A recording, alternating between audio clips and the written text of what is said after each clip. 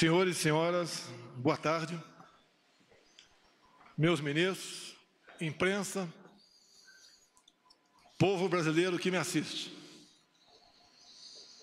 Sabia que não seria fácil. Uma coisa é você admirar uma pessoa, a outra é conviver com ela, trabalhar com ela. Hoje pela manhã, por coincidência, tomando um café com alguns parlamentares, eu lhes disse: hoje vocês conhecerão aquela pessoa que tem um compromisso consigo próprio, com o seu ego e não com o Brasil. O que eu tenho ao meu lado, e sempre tive, foi o povo brasileiro. Hoje essa pessoa vai buscar uma maneira de botar uma cunha entre eu e o povo brasileiro. Isso aconteceu há poucas horas. Um breve histórico. Todos nós conhecemos o senhor Sérgio Moro, das suas decisões lá da Vara Federal de Curitiba. A Lava Jato já existia, mas ninguém nega o seu brilhante trabalho. Eu, pessoalmente, tive o primeiro contato com o senhor Sérgio Moro no dia 30 de março de 2017, no aeroporto de Brasília, onde ele estava parado numa lanchonete, e eu fui cumprimentar. Ele praticamente me ignorou. A imprensa toda noticiou isso, dando descrédito à minha pessoa.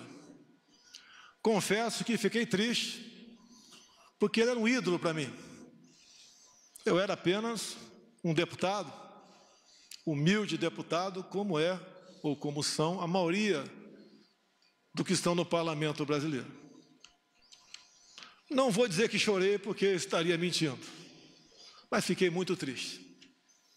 Na minha surpresa, alguns dias depois, eu estava em Parnamirim e recebi um telefonema dele, onde, obviamente, a sua consciência tocou e ele conversou comigo sobre o episódio. Eu dei por encerrado o assunto. Me senti, de certa forma, reconfortado. O tempo passou, eu numa pré-campanha e ele com as suas sentenças em Curitiba. Com o passar do tempo, entrei em campanha e, como, no meu entendimento, não tinham como me deter, tentaram me assassinar. Obviamente, isso marca a história de uma nação. Muito mais a minha vida, a da minha família, em especial da minha filha Laura, de 9 anos de idade. Acabou o primeiro turno. Eu passei para o segundo turno com o senhor Fernando Haddad, do PT. Nesse ínterim, eu baixado no Einstein, em São Paulo, recebi uma ligação de uma pessoa que queria fazer com que o senhor Sérgio Moro fosse me visitar. Eu fiquei feliz, mas declinei. Ele não esteve comigo durante a campanha. Eu não sei quem ele votou no primeiro turno e nem quero saber. O voto é sagrado e secreto. Mas eu exatamente evitei conversar com ele naquele momento, entre o primeiro e o segundo turno, porque com toda certeza essa visita se tornaria pública e eu não queria aproveitar do prestígio dele para conseguir a vitória no segundo turno. Após, então, a nossa vitória, a vitória da democracia, da liberdade, das eleições livres, eu recebi o senhor Sérgio Moro na minha casa, na Barra da Tijuca. presente, ao meu lado, o senhor Paulo Guedes, um homem que já havia escolhido para ser ministro da Economia.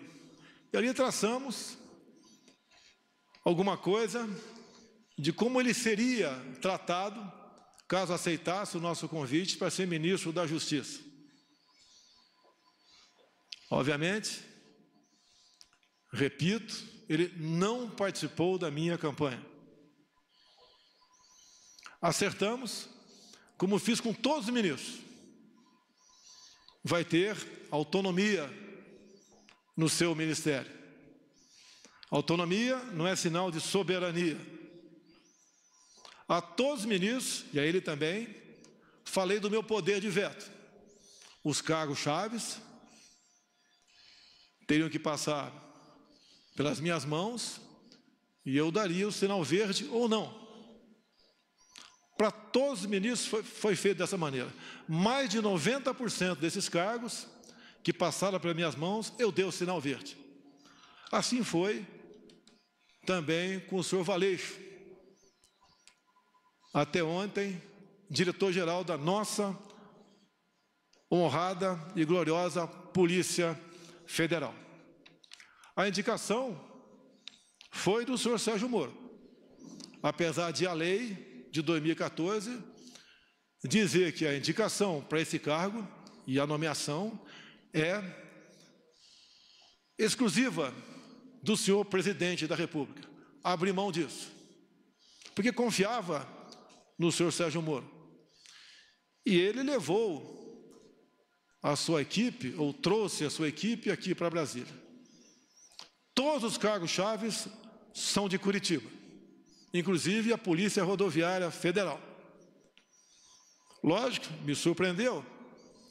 Será que os melhores quadros da PF, todos estavam em Curitiba?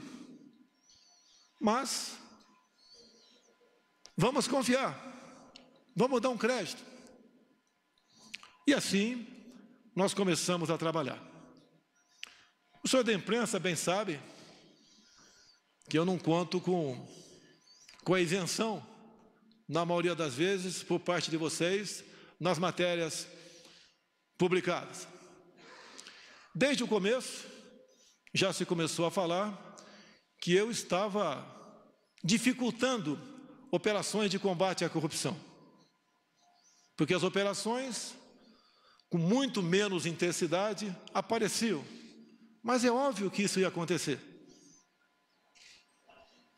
Se as nossas indicações para ministérios, bancos oficiais e estatais não passavam por indicações partidárias, está na cara que a fonte da corrupção não era tão abundante quanto antigamente. Isso começou a bater sobre mim, como se eu tivesse contrário à Lava Jato. Isso não é verdade. As grandes operações da PF no passado foram em cima de estatais ou de empreiteiros que faziam obras e arrancavam recursos via bancos oficiais, em especial o BNDES. Nós botamos um ponto final nisso. Isso foi muito caro para mim. Poderosos se levantaram contra mim. E é uma realidade. É uma verdade. Eu estou lutando contra um sistema, contra o establishment. Coisas que aconteciam no Brasil, praticamente não acontecem mais. E me desculpe a modéstia, em grande parte, pela minha coragem de indicar um time de ministros comprometido com o futuro do Brasil.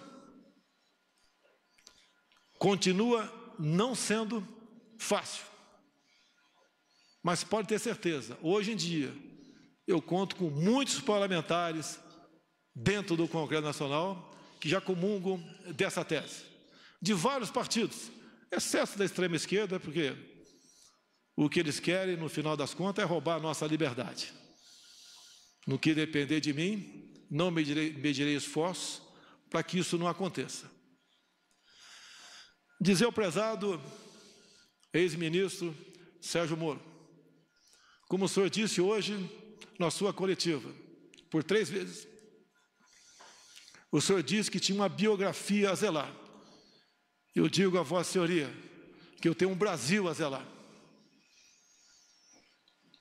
Não apenas fiz um juramento, quando sentei praça, nos idos 1973, na Escola Preparatória de Cadetes do Exército em Campinas, em dar a vida pela minha pátria, se preciso fosse. Mais que a vida para a minha pátria, eu tenho dado. Eu tenho dado o desconforto da minha família, as acusações mais torpes possíveis, não só contra a minha família, bem como aqueles que estão ao meu lado. Falava-se em interferência minha na Polícia Federal. Ora as bolas, se eu posso trocar um ministro, por que não posso, de acordo com a lei, trocar o diretor da Polícia Federal? Eu não tenho que pedir autorização para ninguém para trocar o diretor ou qualquer um outro que esteja na pirâmide hierárquica do Poder Executivo. Será que é interferir na Polícia Federal, quase que exigir e implorar a Sérgio Moro que apure quem mandou matar Jair Bolsonaro? A PF de Sérgio Moro mais se preocupou com Marielle do que com seu chefe supremo. Cobrei muito deles aí. Não interferi. Eu acho que todas as pessoas de bem no Brasil querem saber. E entendo, me desculpe, senhor ex-ministro, entre meu caso e da Marielle, o meu está muito menos difícil de solucionar. Afinal de contas, o autor foi preso em flagrante delito. Mais pessoas testemunharam. Telefones foram apreendidos, 3 renomados advogados, em menos de 24 horas, estavam lá para defender o assassino. Isso é interferir na Polícia Federal? Será que pedir à Polícia Federal, quase que implorar, via ministro, para que fosse apurado o caso Marielle, no caso Porteiro, da minha casa 58, na Avenida Lúcio Costa, 3100? Quase que por acaso descobrimos, se não eu pedir para o meu filho ir na portaria e filmar a secretária eletrônica. Talvez até hoje ficasse a dúvida para todos que eu poderia estar envolvido nisso. Isso foi numa quarta-feira de março de 2018, onde entre a ligação do porteiro para a minha casa e as minhas digitais nos painéis de presença da Câmara, tinha um espaço de menos de 1 hora, eu não estava lá. Depois, a perícia da Polícia Civil do Rio ainda chega à conclusão que aquela voz não é a voz do porteiro em questão. Será que é interferir na Polícia Federal, exigir uma investigação sobre esse porteiro? O que aconteceu com ele? Ele foi subornado? Ele foi ameaçado? Ele não sofre ele sofre das faculdades mentais? O que aconteceu para ele falar com tanta propriedade um fato que, segundo ele, existiu há praticamente 1 ano atrás? É exigir da Polícia Federal muito, via seu ministro, para que esse porteiro fosse investigado, com todo respeito a todas as vidas do Brasil. Acredito que a vida do Presidente da República tem um significado, que afinal de contas é o chefe de Estado. Isso é interferir na Polícia Federal? Cobrar isso da sua Polícia Federal? Confesso que, ao longo do tempo, como bem vos lhes disse, uma coisa é ter uma imagem e conhecer uma pessoa, a outra é conviver com ela. Nunca pedi para ele para que a PF me blindasse onde quer que fosse. Quando se fala em corrupção, eu falo da minha vida particular. Nos últimos 2 anos de parlamentar, gastei menos da metade que poderia gastar na sua cota parlamentar, com passagem aérea, com despesa de combustível, de alimentação, de aluguéis. Na vida de presidente da República, eu tenho 3 cartões corporativos. 2 são usados para despesas, as mais variadas possíveis, que, afinal de contas, mais de 100 pessoas estão na minha segurança diariamente. Despesas de casa, normal. E um terceiro cartão, que eu posso sacar 24 mil por mês, sem prestar conta. Eu posso sacar 24 mil reais e gastar onde bem entender, sem prestação de contas. Quanto eu usei dessa verba desde janeiro do ano passado? 0. Isso é obrigação. Desliguei o aquecedor da piscina olímpica do Alvorada. Modificamos o cardápio. Mas isso não tem nada a ver. É obrigação da minha parte. Mas só para lembrar que eu tenho preocupação com a coisa pública e busco dar exemplo. Quando se fala em interferência, tem aqui um ministro meu, tão importante quanto os demais, que nós somos uma corrente, nenhum elo é mais forte que a própria corrente, o Paulo Guedes. Quando eu vi que o Inmetro, que é um órgão parecido até, logicamente, cada um na sua função, com a Polícia Federal, com a PRF, com a Secretaria da Cultura, do Marcelo Arvantônio, entre tantas outras. Eu falei, Paulo Guedes, eu vou implodir o Inmetro, porque o que eu descobri lá, nós não podemos deixar o povo sofrer dessa maneira. Queriam trocar 1.600.000 tacógrafos de motoristas, de viaturas, cada tacógrafo custando R$ 1.900. Quem ia pagar a conta era o motorista de caminhão, o motorista de van, de ônibus. Queriam trocar todos os taxímetros do Brasil. Só no meu estado, Rio de Janeiro, 40 mil taxistas iam ter que comprar um novo taxímetro. Queriam um chip em cada bomba de combustível no Brasil, onde nós ficamos sabendo que não teria a sua devida eficácia. Não tem, essa conta não foi para o povo pagar. A obrigação do Inmetro é, obviamente, atestar a qualidade de muita coisa e, de preferência, obviamente, evitar onerar o nosso já sofrido povo brasileiro com a pesada carga de impostos que tem. Implodimos o Inmetro. E a Polícia Federal? Como publicado por vocês no dia de ontem, mas esqueçam a imprensa. Ontem, numa videoconferência, o senhor Valeixo se dirigiu a todos os seus 27 superintendentes e disse que desde janeiro vinha falando com o senhor Sérgio Moro que queria deixar a Polícia Federal. Os superintendentes são a prova disso. E eu, algumas vezes, falei com o Sérgio Moro sobre a Polícia Federal.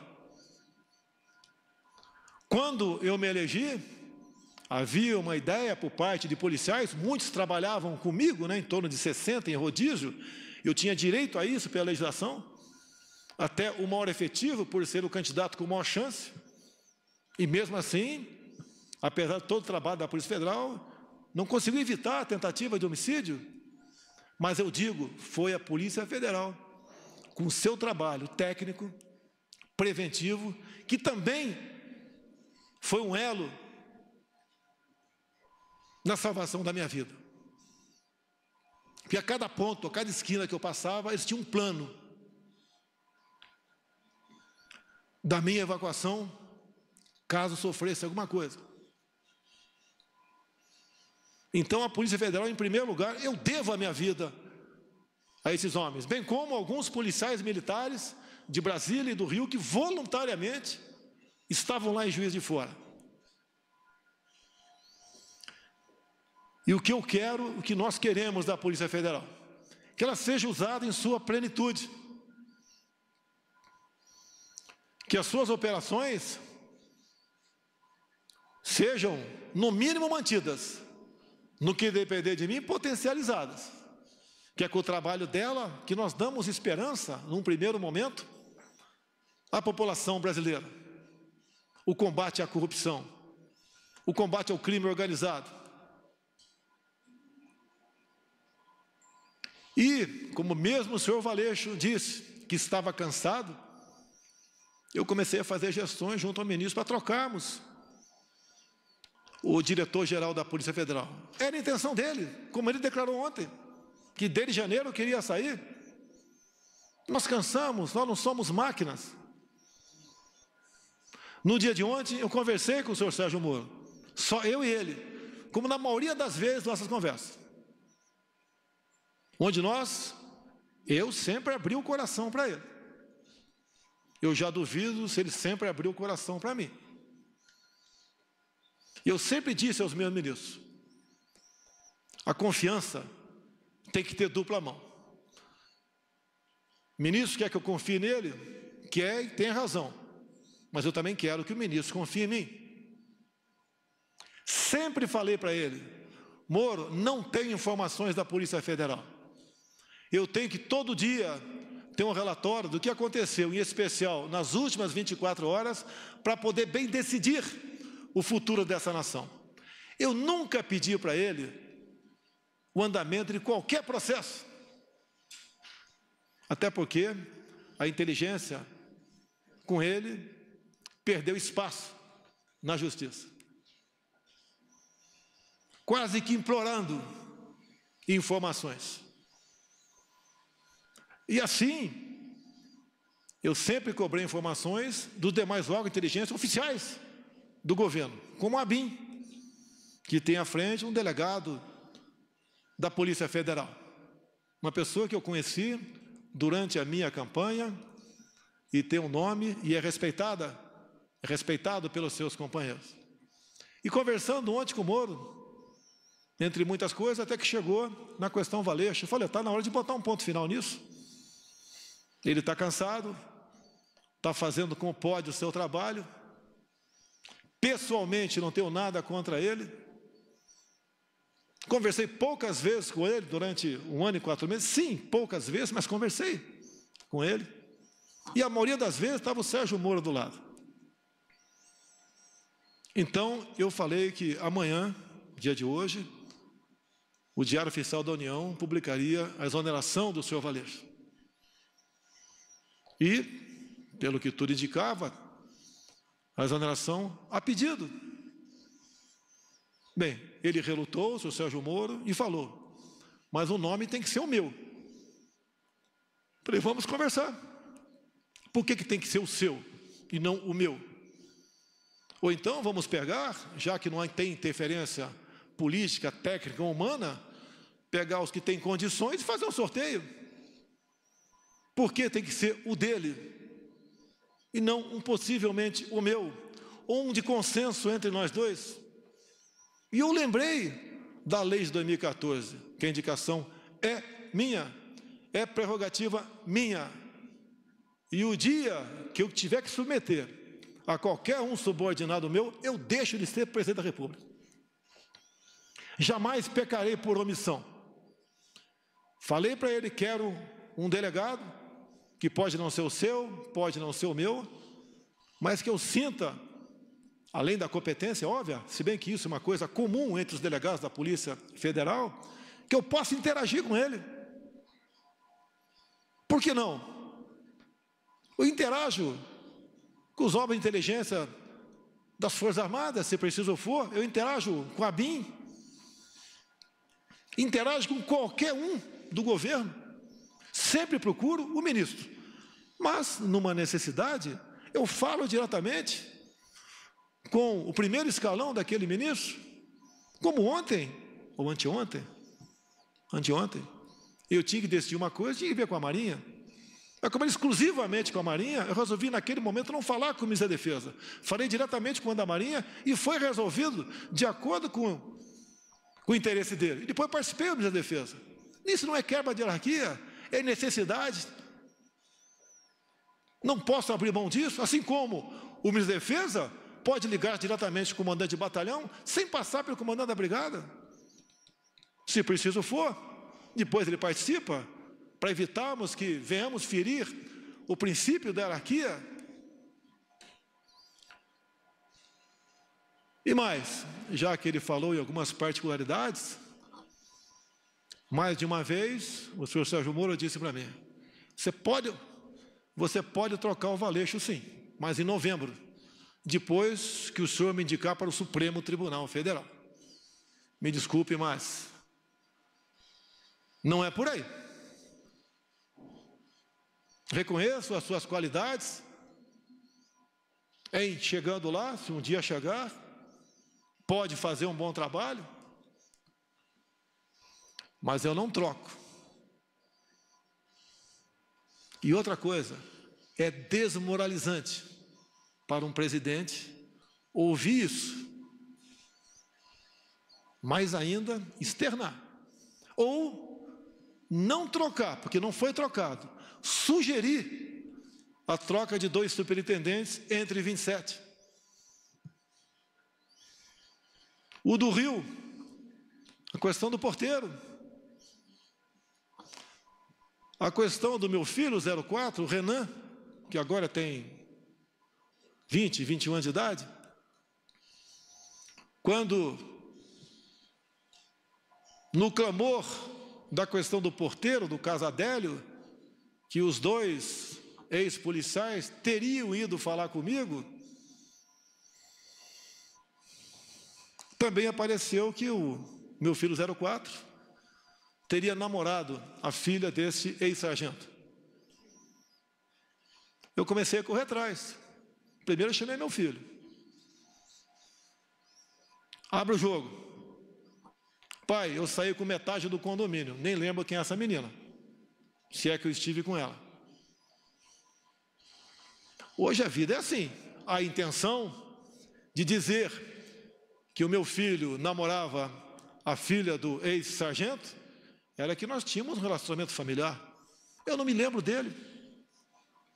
Pode ser até que tenha tirado foto com ele.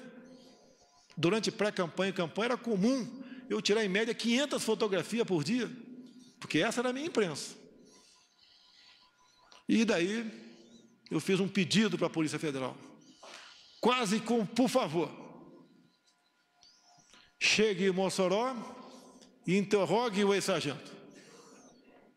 Foram lá, a PF fez o seu trabalho, interrogou, e está comigo a cópia do interrogatório, onde ele diz simplesmente o seguinte: a minha filha nunca namorou a filha do presidente Jair Bolsonaro, que a minha filha sempre morou nos Estados Unidos. Mas eu é que tenho que correr atrás disso? Ou é um ministro, ou é uma Polícia Federal que tem que se interessar? Não é para me blindar, porque eu não estou em curso em nenhum crime. A mídia, outras instituições já me botaram de cabeça para baixo, chacoalharam tudo. Levantaram até que com 5 anos de idade, revista Época, eu chamava uma mulher de gorda em Eldorado Paulista. Descobriram, eu nem sabia, que a avó da minha esposa já foi presa por 3 anos por tráfico de drogas. Confesso que não sabia. E se eu soubesse, teria casado com a senhora Michele assim mesmo. Fiquei sabendo, através de vocês também, que a mãe da senhora Michele cometeu o crime de falsidade ideológica. Na sua inocência, em vez de fazer uma cirurgia plástica para ficar mais jovem, né, mais bonita, ela resolveu fazer uma cirurgia na certidão de nascimento, diminuindo 10 anos a sua idade. Esse foi o crime dela. Se coloca em público isso daí, para escrotizar, para dizer que ela não tem caráter. O caso Queiroz, eu conheço o Queiroz desde 1984, no 8º grupo de campanha paraquedista, foi para a Polícia Militar, depois de um tempo, fizemos amizade, veio trabalhar comigo, com meu filho. O que porventura ele faz, ele responde pelos seus atos. Não foi por uma, foi por 2 vezes que o Queiroz teve dívida comigo. Me pagou com cheques. E não veio para minha conta esse cheque, porque eu simplesmente deixei no Rio de Janeiro. Não estaria na minha conta. E não foram 24 mil reais, foi 40 mil reais. Desde o primeiro momento. Não é uma pessoa, porventura, faz algo de errado, está do nosso lado. Você tem que ser responsabilizado. E o tempo todo ser cobrado por isso.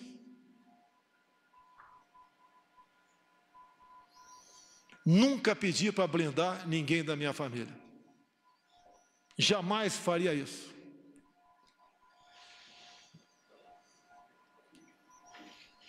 Agora, eu lamento que aquela pessoa que mais tinha que defender dentro de uma legalidade não faz. Teve um clima sem pesado com o senhor ministro, na última reunião de ministros, onde eu cobrei dele, na frente de todos os ministros, que ele tomasse uma posição sobre a prisão e algemas usada contra mulheres na praia, mulheres em praça pública, como de Araraquara, um pobre, um humilde trabalhador do comércio, no Piauí, entre tantos outros, que ele tinha que mostrar sua cara. Ele tem amparo na lei do abuso de autoridade. Essa lei, que por ser lei, não tem que ser questionada, discutida, tem que ser cumprida.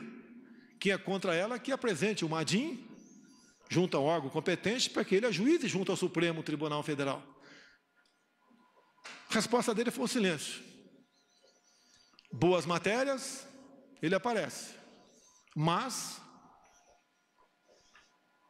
se omite. A minha vida, as minhas ações, muitas vezes, elas são de um arrebento, de explosão. Eu não posso admitir cercear o direito de ir e vir quem quer que seja. E a lei que fala sobre isso, no caso de pandemias, é alguém comprovadamente infectado. A decisão dessas medidas coercitivas cabem aos respectivos governadores e prefeitos. Assim decidiu o Supremo Tribunal Federal. E uma vez decidido, não cabe a mim questionar mais. Prefeitos, alguns governadores, em cima disso, estão cometendo tremendos absurdos. E o governo federal tem que se posicionar, tem que peticionar o Supremo Tribunal Federal, entrar com ações. E quem tem que fazer isso? O presidente? Ou o ministro da pasta responsável? Isso incomoda ele. É um ministro, lamentavelmente, desarmamentista, dificuldades enormes com decretos para facilitar para os CACs ou para aqueles que têm uma arma a compra de armamento, de munição.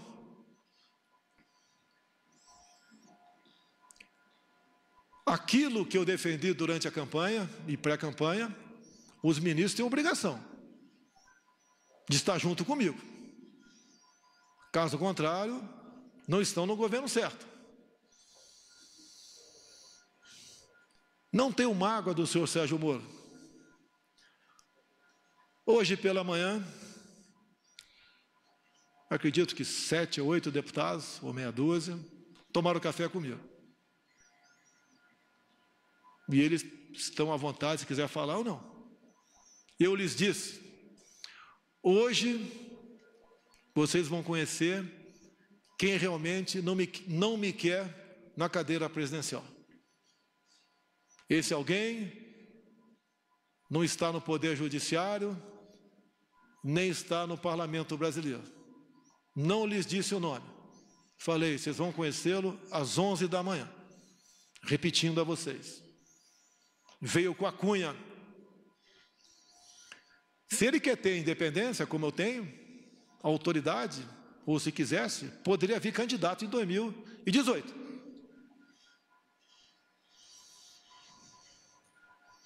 Agora, eu não posso conviver, ou fica difícil a convivência, com uma pessoa que pensa bastante diferente de você.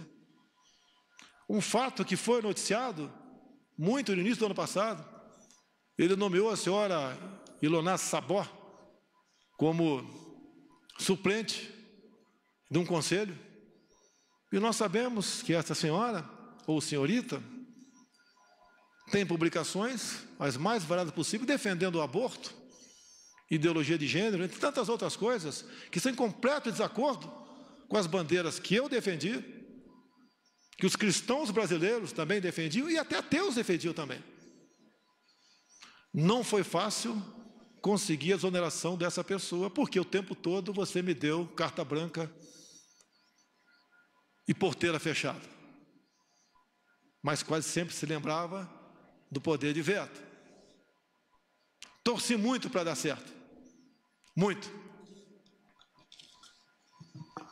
Mas, infelizmente,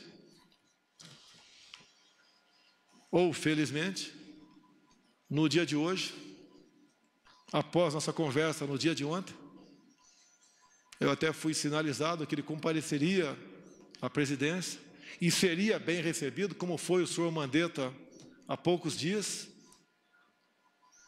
para comunicar seu afastamento, ou para tentar a última cartada. Tem mais esses nomes aqui para o DG. O senhor concorda com algum desses ou não? E daí tomar uma providência. Eu sempre fui do diálogo. Vocês não vão encontrar nenhum ministro meu que vai dizer que eu impus qualquer coisa para ele. Ele resolveu marcar uma coletiva e fez acusações infundadas, que eu lamento. Para muitos, vai deslustrar a sua tão defendida biografia. Nós que estamos na linha de frente, nós ministros, tem algo mais importante que a nossa biografia. É o bem-estar do seu povo, é o futuro dessa nação. Vamos levar, no sentido figurado, muito tiro na cara, mas vamos cumprir a missão. Aqui tem ministros que apanham todo dia, como Abraham Van Trauben, por exemplo. Outros apanham também, mas esse é um exemplo. Luta contra uma doutrinação de décadas, onde vem demonstrando que a educação do Brasil nunca teve tão mal. Não só as provas do PISA, bem demonstram que estamos em várias matérias em último na América do Sul, em último no mundo. Isso tem que ser mudado. Ele tenta e vem demonstrando com muito trabalho que não vale, senhores pais, senhoras mães, que seu filho tem um pedaço de papel escrito diploma. Ele tem que exercer aquele ofício. O diploma, hoje em dia, passou a ser apenas uma figura decorativa para alunos. Ele tem que ser um bom profissional e não um bom militante.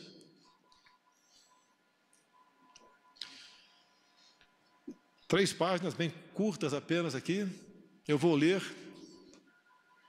e dar o encerramento a essa coletiva. Meu compromisso é com o Brasil e com a democracia. Sempre dei plena liberdade aos meus ministros, sem abrir mão do meu poder de veto e da minha autoridade como presidente da República. Sempre mantive diálogos republicanos com todos os meus ministros. Temos discordâncias e convergências, mas em qualquer situação mantive o respeito à opinião de todos. Sempre fui leal a eles. Ontem, mais uma vez, conversamos com o senhor ministro Sérgio Moro sobre a substituição na Polícia Federal. Esperava, em conjunto com o senhor ministro, definir um nome para dirigir a instituição, ainda que, pela lei, esta seja uma prerrogativa exclusiva do presidente da República. Estou decepcionado e surpreso com o seu comportamento. Não se dignou a me procurar e preferiu uma coletiva de imprensa para comunicar sua decisão. Meu compromisso é com a verdade, sem distorções. Não são verdadeiras as insinuações de que eu desejaria saber sobre investigações em andamento. Nos quase 16 meses em que esteve à frente do Ministério da Justiça, o senhor Sérgio Moro sabe que jamais lhe procurei para interferir nas investigações que estavam sendo realizadas, a não ser aquelas, não vi interferência, mas quase como uma súplica sobre o Adélio, o porteiro e meu filho 04. Sobre a exoneração do Dr. Valeixo, diretor-geral da Polícia Federal, pela Lei 13.047 de 2014, é prerrogativa do Presidente da República a nomeação e a exoneração do diretor-geral, bem como de vários outros cargos da administração direta. A exoneração ocorreu após uma conversa minha com o ministro da Justiça, pela manhã de ontem. À noite, eu e o doutor Valeixo conversamos por telefone e ele concordou com a exoneração a pedido. Desculpe, senhor ministro, o senhor não vai me chamar de mentiroso. Não existe uma acusação mais grave para um homem como eu, militar, cristão e presidente da República, ser acusado disso. Essa foi a minha conversa com o doutor Valeixo. E mais ainda,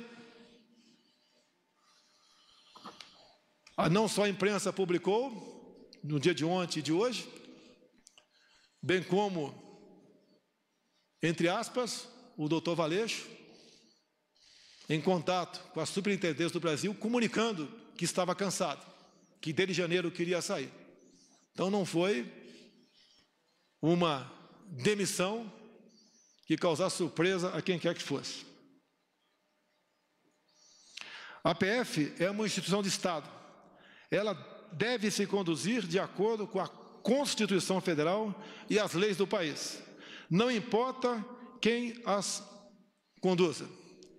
Não abro mão disso. Não existe possibilidade de interferência na Polícia Federal. Sua própria estrutura e seus profissionais garantem a autonomia de suas investigações. Esta autonomia é inerente à instituição, independente de governos. Não posso aceitar minha autoridade confrontada por qualquer ministro.